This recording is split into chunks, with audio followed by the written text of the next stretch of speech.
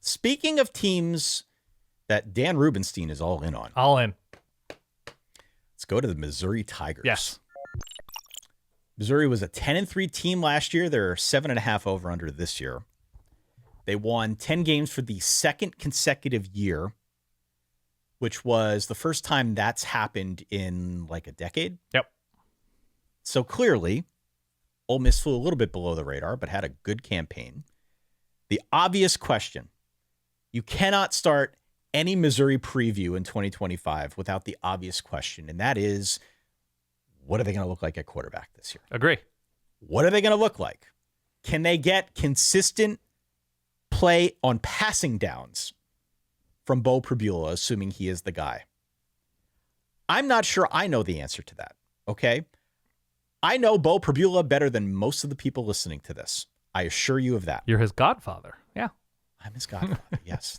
Thank you for pointing that out. Of course. You're I'm certainly not actually old his enough to godfather. be. Continue. I'm old enough. Thank you. This is where we Your leave it. generation understands this kind of humor. Continue.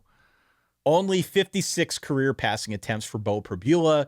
He was largely the change of pace quarterback in the Andy Kotelnicki offense last season. Sometimes annoyingly so.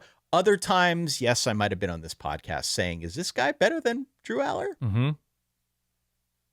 Maybe not my Good job. finest moment. He might be. I don't know. We'll see this year. Maybe not my finest moment. But Beau is a runner.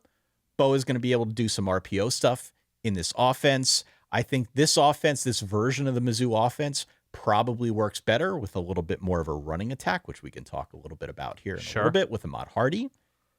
But I like Beau. It's just a matter of you can't run the read option stuff. You can't run the RPO stuff. You can't read the zone read stuff all the time. You're going to need to have some pop in the passing game. That, to me, is the unknown with Beau Pribula in this offense. I hear you. That being said, there is a lot of talent on this roster. That being said, this is a very favorable schedule. Yes, Dan. sir.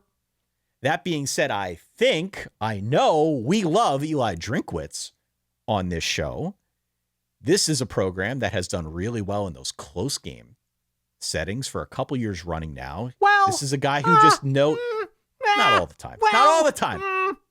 I'd like to let's go to evidence A, B, C. We've got a Kentucky game back there. We got a South Carolina game back there. Yeah, the exhibits are adding up. Continue. All that being said, yeah, I like Eli Drinkwitz. I like this roster. Yes. I like Beau Pribula. I don't think I like them as much as you do, though. You seem to like Mizzou a lot more than pretty much everybody else I've talked to. So tell me why. Okay, what happens to quarterbacks like Will Levis, Austin Appleby, Danny Etling, Joe Burrow?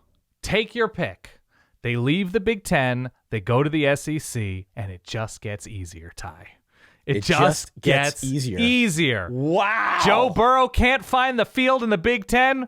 Just goes to the SEC, wins the Heisman. All-time, you should have used that take on our last episode or 2 episodes ago. All-time college football quarterback. Man. Danny Etling, totally good. You got Purdue backup, I think. Goes to LSU, totally fine. Right? Will Levis can't sniff the field consistently at Penn State. Gets drafted pretty highly, does he not? Made some money off of building that SEC career at Kentucky. Liam Cohen. I'm just saying, Ty. Now we've got Beau Pribula, your latest Big Ten backup. Sees opportunity in the SEC. It just gets easier. Yeah. The schedule's great.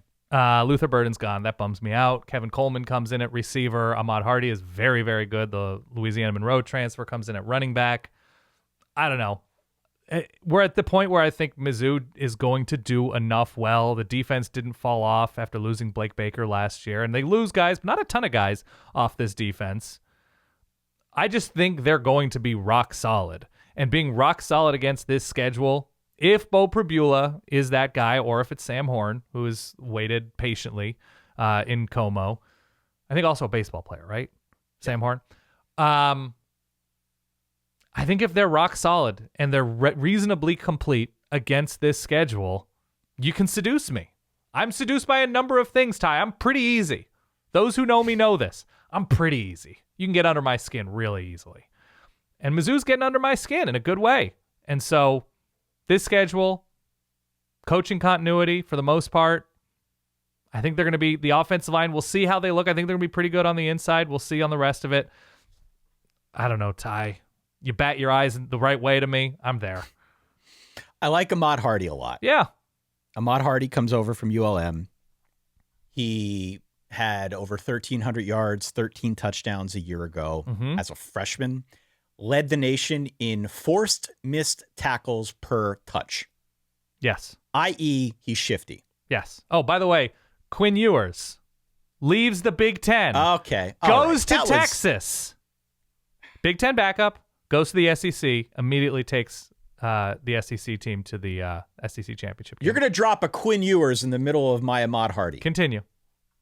And Ahmad Hardy will not take kindly to that, I assure you. Okay. I think the best version of this offense is going to be more run heavy.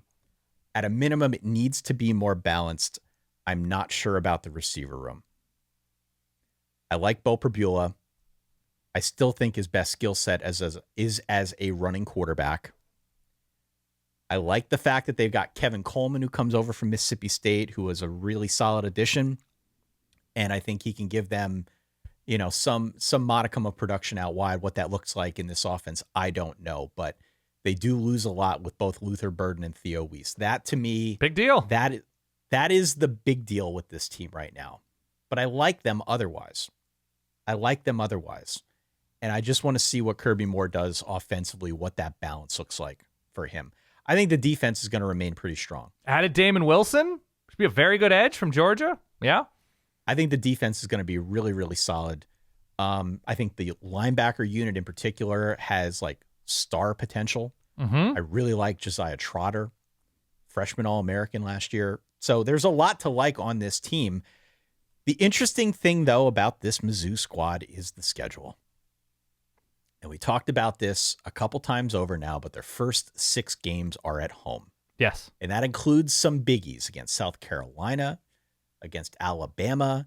They do not go on the road until October the 18th. As our friend Josh Pate said, there will be people around this fine land of ours that have Halloween decorations up before Mizzou leaves Columbia, full stop. Correct. It's a pretty good setup. There's only 4 road games on this thing.